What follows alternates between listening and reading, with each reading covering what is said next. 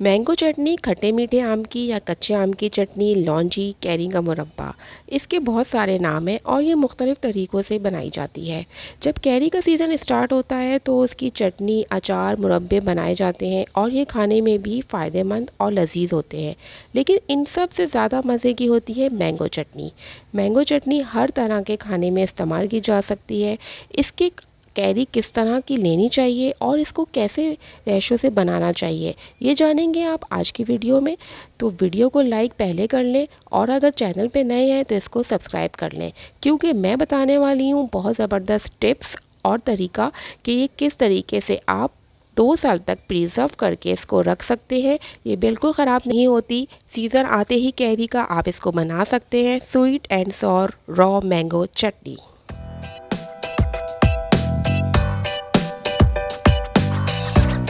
खट्टी मीठी मैंगो चटनी बनाने के लिए सबसे पहले होता है कैरी का इंतखाब। इसके लिए इस तरह के लंबे कलमी आम यानी कि देसी कैरी ना लें, बल्कि इस तरह की शेप के कलमी आम लें। ये मीठे भी होते हैं और इसमें आप चीनी और गुड़ का इस्तेमाल कम करेंगे। अगर इस तरह की देसी कैरी लेंगे तो वो अचार के लिए होती है और आपकी मैंगो चटनी इससे ख़राब हो सकती है, क्योंकि ये बहुत तुर्श और खट्टे होते हैं। मैंने दोनों तरह की आपको दिखाने के लिए रखी है। यहाँ पर पिसी हुई लाल मिर्च है और काला नमक भी है और कलौंजी है। ज़ीरा हमने 2 चम्मच लिया है और गुड़ मेरे पास है 1 किलो, यानी कि मैं 2 किलो कैरी में 1 किलो गुड़ डालूंगी और अगर कलमी आम है तो फिर ये कम हो जाएगी मिकदार। यहाँ पर ज़ीरा 2 चम्मच लेके भून लेंगे। भुना हुआ ज़ीरा बिल्कुल आखिर में ऐड होगा। अब बारी आती है कैरी को छीलने। कैरी को अच्छी तरीके से धोकर इसका छिलका उतार लेंगे। हमें हो गई कैरी की पहचान कि किस कैरी का हम मैंगो चटनी या आम का मुरब्बा बनाएंगे। इसके बाद झटपट इसको हम छील लेते हैं। छीलने के बाद कैरी के पीसेस कर लें। आप अपने हिसाब से पीसेस कर लें, लंबे, चौड़े या पतले। इसके बाद इसके एक खुले बर्तन में डाल लें या कढ़ाई ले लें या कोई पैन। पानी बहुत कम डाला जाएगा क्योंकि कैरी भाप में ही गल जाती है। इसका बहुत ही हिसाब किताब होता है जिससे आप पानी डालें। गुड़ मैंने यहाँ पर आधा किलो अभी लिया है और पानी में डाल के इसका शीरा बनाएंगे। कैरी को इसी तरीके से हल्का सा पैन में डालकर करेंगे। ज़्यादा पानी से कैरी बिल्कुल हलवा हो जाएगी, इसलिए इसकी शेप भी ख़राब हो जाएगी और देखने में पीसेस भी घुल जाएंगे। तो मुरब्बा नहीं बनाना, बिल्कुल ही कैरी के पीसेस ट्रांसपेरेंट रहने चाहिए ताकि वो देखने में अच्छे लगें। इसके अंदर हमने साबुत मिर्च, कलौंजी, काला नमक, पिसी मिर्च और थोड़ा सा सादा नमक भी डाला है। इसमें कुटा हुआ ज़ीरा भी डलता है और कुछ चाट मसाला और काली मिर्च भी डालते हैं। ये आपके ऊपर डिपेंड करता है।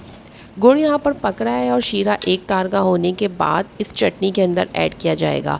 ये आप देख सकते हैं कि ये इस तरह से घुल रही है भाप के अंदर ही। और इसमें मैं अब बिल्कुल एंड में डालूँगी 1 चम्मच सिरका, जो इसको लंबे टाइम तक, मतलब ये कि प्रिजर्व रखेगा।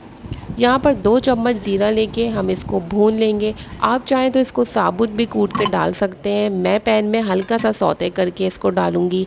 अब गुड़ को हम छान लेंगे क्योंकि गुड़ थोड़ा सा किरकिरा ज़रूर होता है नीचे से, इसलिए इस चटनी में किरकिराहट ना हो जाए, इसकी वजह से गुड़ को छान के डालें। गुड़ को छान के इसमें ऐड कर देंगे और थोड़ी देर इसको पकाएंगे। यहाँ पर आखिर में कुटा हुआ ज़ीरा डालना है और सिरका। सिरका ठंडा होने के बाद डालिएगा, बहुत गर्म चटनी में ऐड नहीं कीजिएगा। सिरका इसको प्रिजर्व करने के लिए डाला जा रहा है। इस तरह से इसकी शेप रखें, बहुत ज़्यादा गलाएं ना, बल्कि ट्रांसपेरेंट पीसेस देखने में अच्छे लगते हैं। और अब मैंने इसको बंद कर दिया और चेक करने का तरीका इसको ये है कि चमचे को आप उल्टा करें और इसके ऊपर एक फिंगर से डालकर देखें, वापस नहीं आ रहा तो वो बिल्कुल सेट हो गया है। यहाँ पर चटनी तैयार हो गई है। ठंडा करने के बाद आप इसको किसी भी जार के अंदर भर सकते हैं।